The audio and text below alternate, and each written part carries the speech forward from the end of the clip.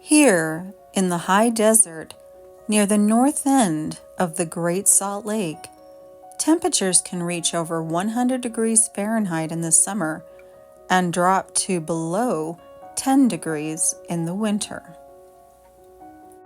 It is here where 2,735 acres of land surrounds a 15-mile stretch of the original Transcontinental Railroad preserved at Golden Spike National Park.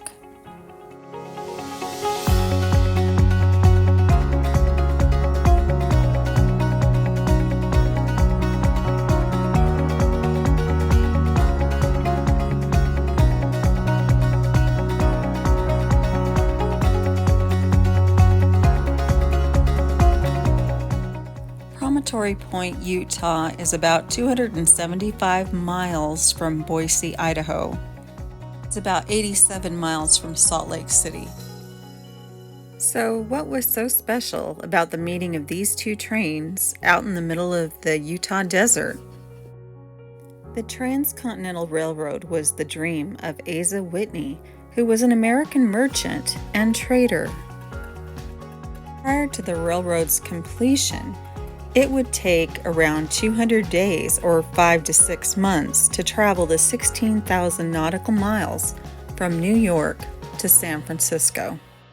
Being prior to the Panama Canal, people had to travel down around Cape Horn.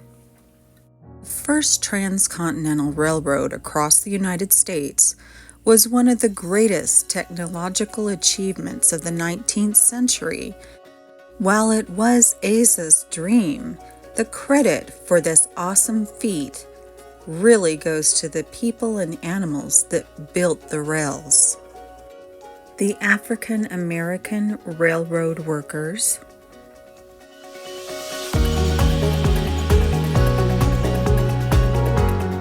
the Chinese laborers,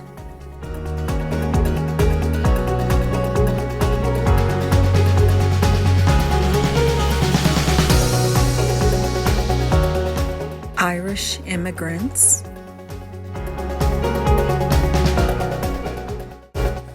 Native Americans, and their lands. Many other pioneers and the people of today who help keep this park and the history alive.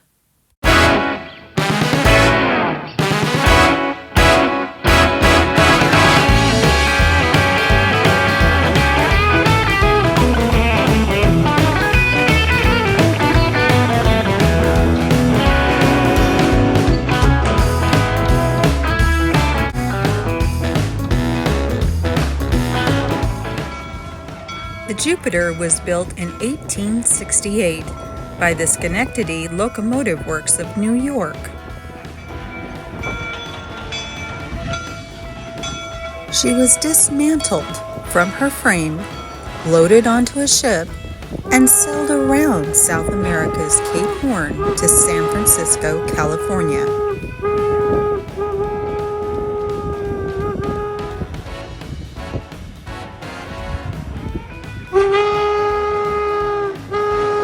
She was then reassembled and commissioned into service on 20th March, 1869.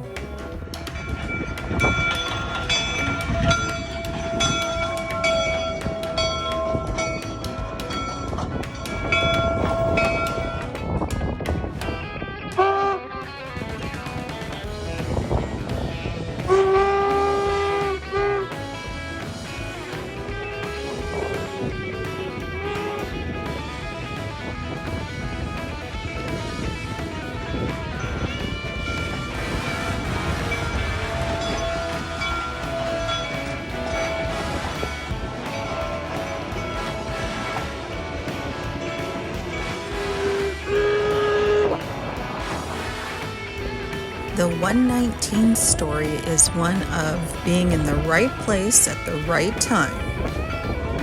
built by Rogers Locomotive and Machine Works of Peterson, New Jersey in November 1868, along with sister engines, the 116, 117, 118, and the 120. She was stationed in Ogden, Utah when she got the call. Union Pacific's Railroad VP Thomas C. Durant was coming in with a load of dignitaries when key supports to the Devil's Gate Bridge had been washed away by the swollen spring runoff of the Weber River.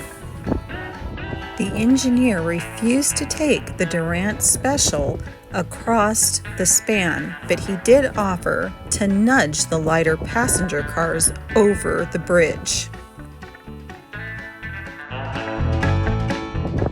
This unfortunately left Durant and all his dignitaries without an engine, so the number 119 was sent from Ogden to replace the Durant Special, and she took her place next to the Jupiter in history.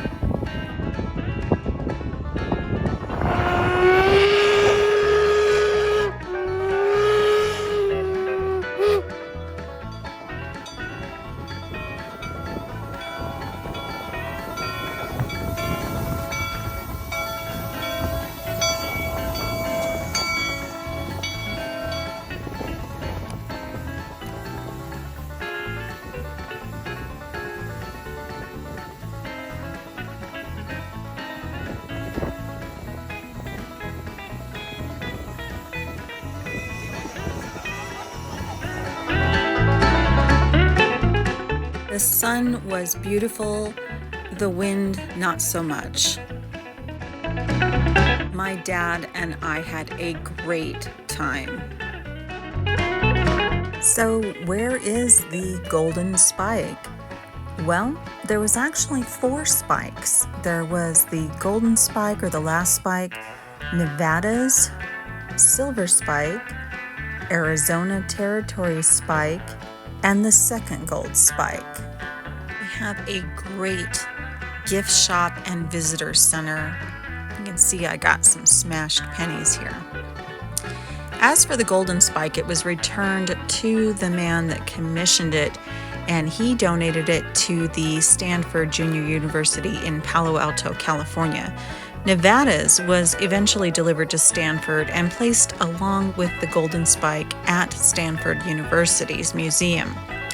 The Arizona Territory Spike is owned today by the Museum of the City of New York, and the second Gold Spike location is lost to history. Some believe it, along with the special laurelwood tie that the 4 commemorative spikes were driven into, which was held at the Southern Pacific offices in San Francisco, was lost in the earthquake and fire of 1906. Many of the people that came out for the reenactment ceremony were actually descendants of the people that worked to build the railroad. Golden Spike National Park is open daily, and they bring the trains out from May to mid-October, except on boiler wash days, so do check with their website before traveling out there.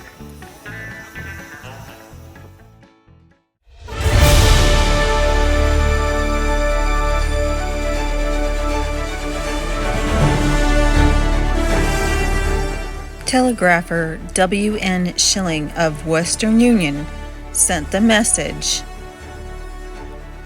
at 12:47 p.m. Monday, 10th May, 1869. Don't forget to like and subscribe. Thanks for watching. We'll see you soon.